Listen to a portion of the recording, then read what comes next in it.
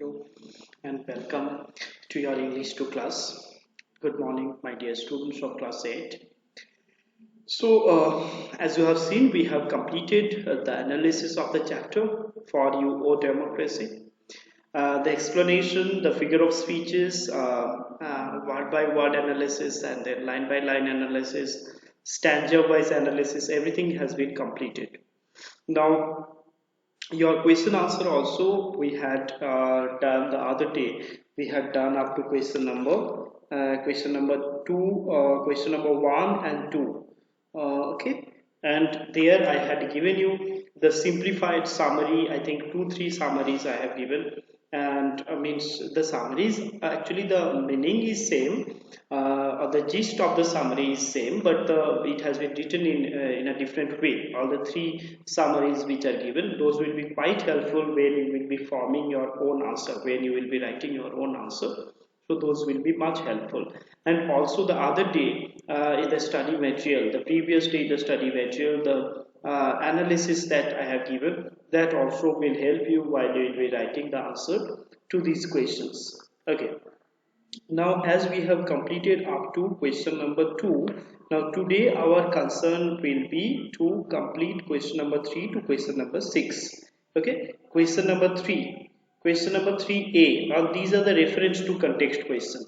Now, if you think that these questions you can write in 1-2 sentences, obviously you can write, but when the marks bifurcation, you have to look at the marks bifurcation. If it is of, suppose if it is 3 marks question or 4 marks question, as I have said no previously, that your main motive should be that we now onwards, that class 8 onwards, we shall be practicing whatever we do, we shall be doing it keeping in mind our board exam. That means whatever we shall be doing, we shall be keeping a parity with whatever syllabus, whatever marks bifurcation are there in your council's the board exam. So there the question which comes, it will be like a passage, or you say one stanza will be quoted, and from there you shall be means one particular 3-4 questions will be given, which will be carrying mostly 3 marks, and 1 or 2 questions will be there of 4 marks. Now here, these questions, though you can write in one word also, to whom does the speaker say this? The speaker, the whole poem, as you know, is a kind of an apostrophic addressal, or you can say is a kind of an apostrophe that the narrator, not that the speaker or the person of this poem is making towards democracy.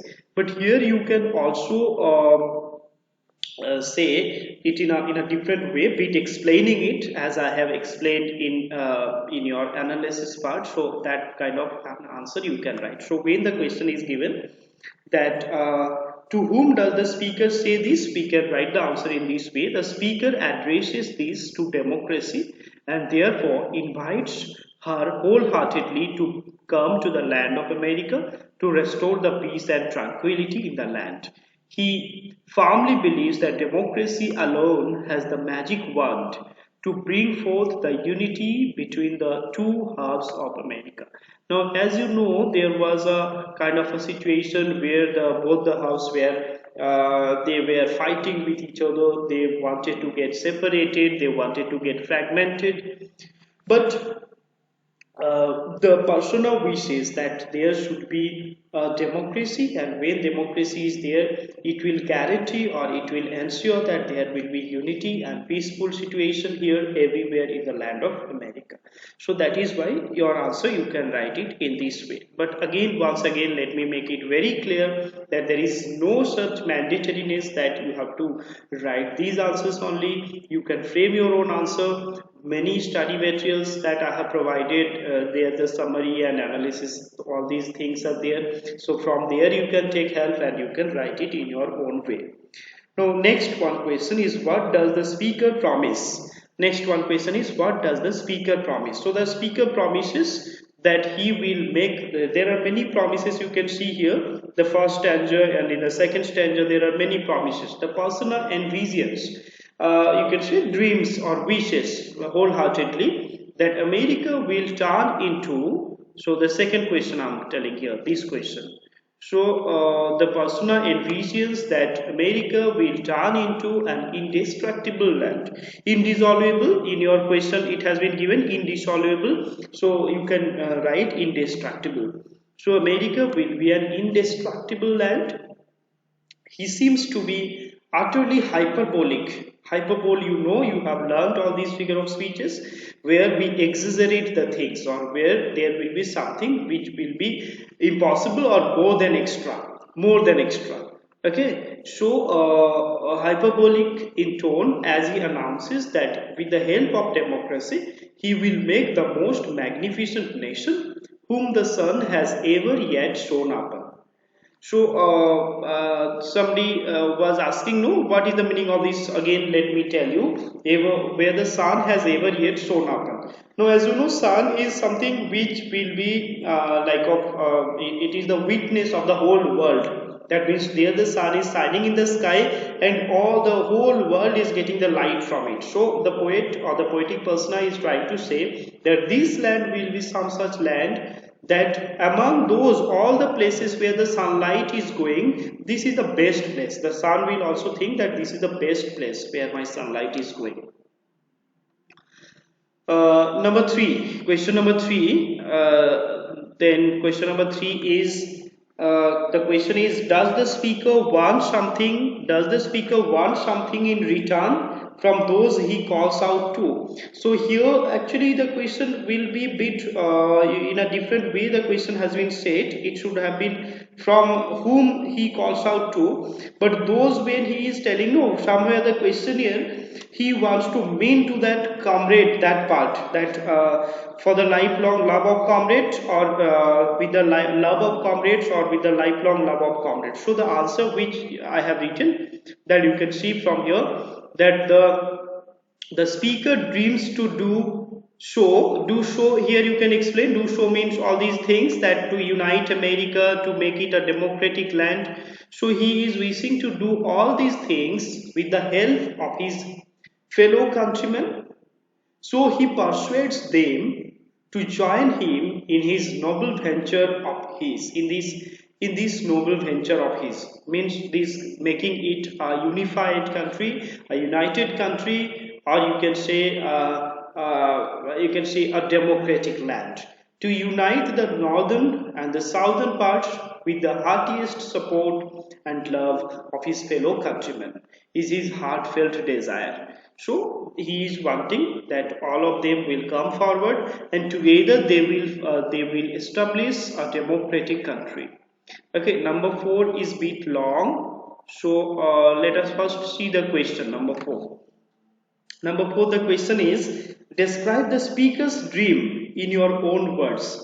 Describe the speaker's dream in your own words. So the whole, here it is needed the summary of this poem, because the whole poem is apart from these last two lines, the whole poem is a kind of a dream that the poet is envisioning, or you can say that the poet is, the poetic persona is seeing all these things that the speaker is seeing. The speaker is having this kind of a dream. The speaker dreams of making America a land without boundaries, the Americans the most splendid of all races, and his motherland a place of beauty and magnetism. His dreams of achieving these goals with the love of his comrades, his countrymen, since in the end he hopes to establish democracy which can only be achieved if all his countrymen love one another. He dreams of a universal democracy, one that will be based on strong bonds of love, brotherhood, and companionship.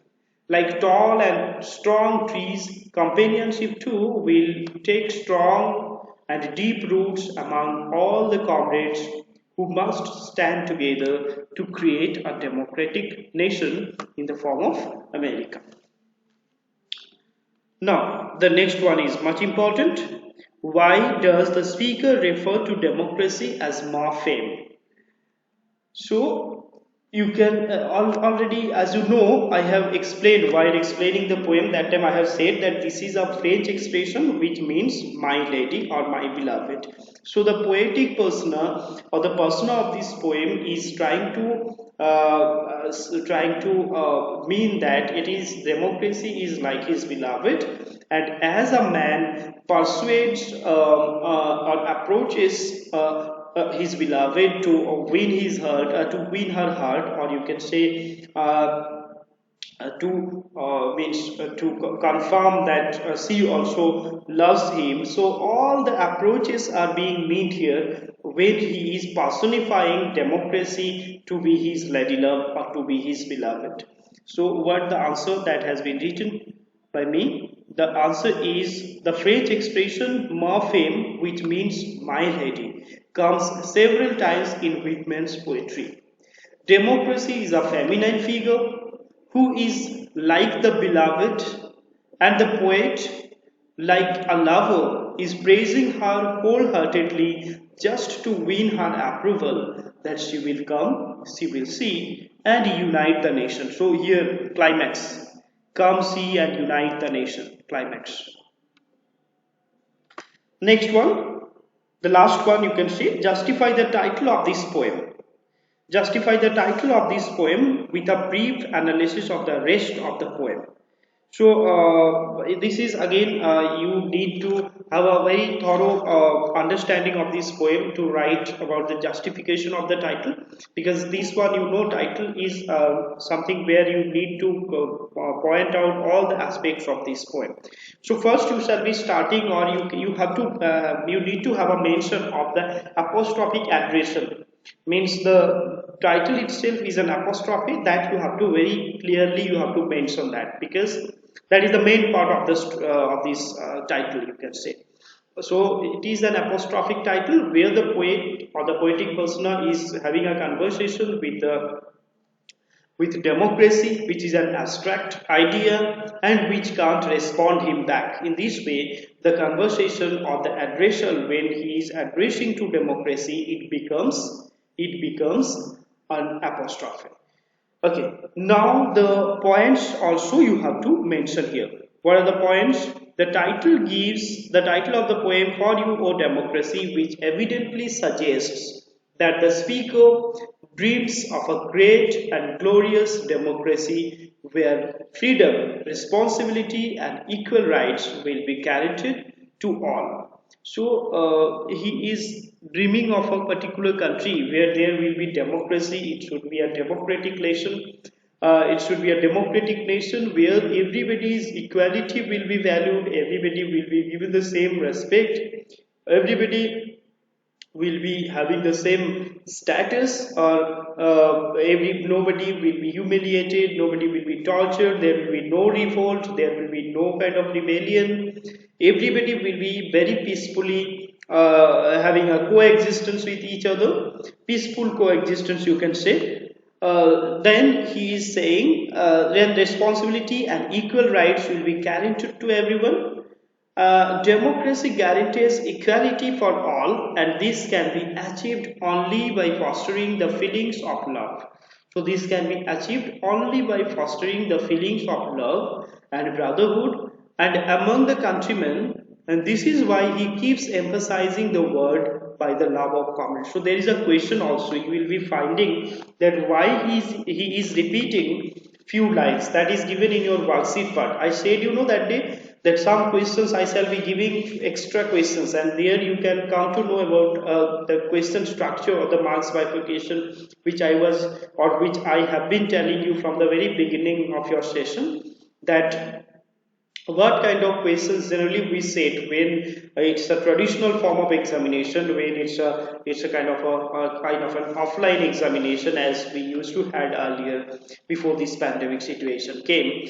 So if that kind of an exam is taken, then your question pattern will be similar as it has been given in your worksheet section or in your Google form, in your response sheet. So you all try to write the answers. If you feel that you are not being able to upload, you are not being able to type, then you can write in your English 2 copy also, while I shall be checking your copy work. That time I shall be asking you to show that also. Okay. Now, this one, the question which I was telling that you have to write this one, that he is repeating few lines quite in the form of anaphora. That also you can write, that he is repeating few lines in the form of anaphora. As you have known, what is an anaphora? That where in successive clauses or successive sentences the beginning parts or few words are repeated successively or consecutively, we call it an anaphora. So an anaphoric expression you can say here, where he is again and again repeating that by the love of comrades, by the lifelong love of comrades, all these. So he talks about planting saplings of unity everywhere in America. So he talks about planting unity as the seeds. He talks about sowing the seeds of unity or planting the saplings of unity, that you can say while you are describing this particular stanza. The second stanza, I will plant companionship thick as trees along all the rivers of America, along the shores of Great Lakes, and also all over the prairies. So when he is saying all these things, he is trying to mean that he will be doing it everywhere, whether it's a water body or whether it's a land, everywhere he will do so. Democracy, then he talks about planting saplings of unity everywhere in America, and he thus empties his heart out to democracy, whom he personifies as his beloved, and is having an apostrophic addression towards her. So this one, I was telling you know that this one is very important here, apostrophic addression, that you have to mention, because the title itself is an apostrophe, and here when it is being said no, empties his heart and personifies as his beloved. So here which term is being said? Which term is being said? You just remember here indirectly we are trying to mean that when he is saying more fame, he is personifying democracy to be a lady love or to be a beloved of him. And whereas when he is having a conversation, having an interaction with democracy, it is like an apostrophic conversation, or you can say it is like an apostrophic addressal. So this way you can justify the title, you can write. So in this way, when he is mentioning all these things, this way the title is justified. The title is justified because the whole poem is like a song. The whole poem is like a love lyrics that has been means attributed to democracy, because the poetic persona is wholeheartedly or devotedly, he is wanting that democracy should come to the land of America and should be there, so that the people will get united and their injury, or you can say their wound, will be cured. So that democracy, if democracy is there, then the poetic persona believes that it will be a magnetic land which will attract everybody. It will be a very kind of a charming place where people will love to come, and people will be very much in a peaceful coexistence, they will be staying here. Okay. Okay, now let us very quickly recapitulate this chapter, what we have learned so far, and that summary. Let me just analyze the summary, or you can say the analysis part that was given in your previous class. So that part, if we analyze, then the whole poem again will be you can say will be recapitulated. So the summary was like this, or the analysis was like this. In this poem, Walt Whitman wholeheartedly celebrates his dream, which he cherishes, for the most lovable motherland of him. So, Walt Whitman, through his poetic persona, through the persona, he is trying to speak out his hurt. He is trying to tell his hurt, what is his heartfelt desire. So, what is that? The poem starts with an apostrophic aggression to democracy, by inviting whom the poet envisions, or the persona envisions, that America will turn into an indestructible land. Now he is envisioning, he is thinking like if democracy comes, then there will be peaceful coexistence everywhere, and this land will not have any end. It will never be ruined, it will never be destructed, it will have no end. He seems to be utterly hyperbolic in tone. Now when he is saying all these things, he is very much hyperbolic. He is very much hyperbolic in his tone. That means it is utterly impossible, or you can say it is next to impossible, as he announces that with the help of democracy, he will make the most magnificent nation whom the sun has yet shone upon. So when he is saying all these things, that the nation of America will be the most magnificent one where the sun has ever shone upon. That means among the places where the sunlight goes, this place is the best one. Announces that with the help of democracy, he will make the most magnificent nation whom the sun has yet shone upon. This united America will have a heavenly charm which, like a magnet, will attract the people from all parts across the globe. He desires to dress the wounds of both northern and southern soldiers with an exuberant optimism. So exuberant optimism means where there is hope against hope, where it's kind of somebody who is who is a hardcore optimist, you can say, who is a never ending, whose heart is full of hopes and hopes. He believes that democracy can restore peace and unity in America and stop the suffering caused by one brother to another brother. So that suffering, one brother to another brother, I have said, what is that? One brother to another brother. It is like as if both the halves of America, the southern half and the northern halves, are as if they are like brothers, and both of them are fighting with each other. So that is what the poetic persona is saying, that it is as if means that when you will be writing your answer, you can use this one, that it is as if both the brothers, they are kind of staining their hands with blood of his own brother. Quite in the manner of refrain, this is wrong. Actually, it should be quite in the form of anaphora. Okay, so you just cut this one in your whatever, if you have printed out, or if you have not printed out, then also you have remember it will be anaphora. Okay, it will be anaphora. So it will be anaphora, which intensifies the poet's heartiest invitation to democracy, whom he urges to come for the sake of those martyrs who sacrificed their lives to replenish the unity of America, and also for his countrymen, those countrymen who are suffering and who wants to get the peaceful coexistence, who wants that kind of a security, that kind of an equality, so that when democracy will be restored, all these things will be possible. In the very beginning of the second stanza, a simile shows that the point of comparison between the trees and the cities is thickness, and more specifically the bond of fraternity and a peaceful coexistence. He thinks that with the help of democracy, the seed of friendship will be sown, and everywhere may it be the water bodies or the prairies, that is the grassy North American pastures. So that means that everywhere in the land of America, everywhere, it's a water body, whether it's a land, everywhere there will be planted these saplings of unity. In the line, I will make inseparable cities with their arms about each other's neck.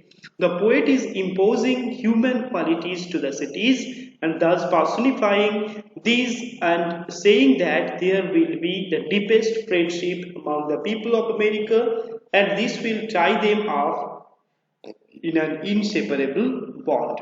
So this is what the chapter is all about. Now with this, we shall be wrapping up this chapter. We shall be wrapping up this chapter with this. We just go through the poem, the word meanings, and the worksheet questions which are given, because you will find that question number 3b, these few questions were given in your previous day's worksheet, and few questions we shall be discussing in your live class. You just when your live class will be there, you just remind me once about your this question number 3b. So question number 3b we shall be doing in your live class, and apart from that, all the question answers are given few question answers I had provided that day, few question answers which are few questions which are given in your worksheet. Those are the extra questions. Those are not there in your exercise. So those questions I have said, I just want you to answer those in an appropriate way, where you will not be writing one line answer, you will not be writing one word answer, where you will have to write at least 2-3 sentences. Okay, so that's all for today. Have a very good day.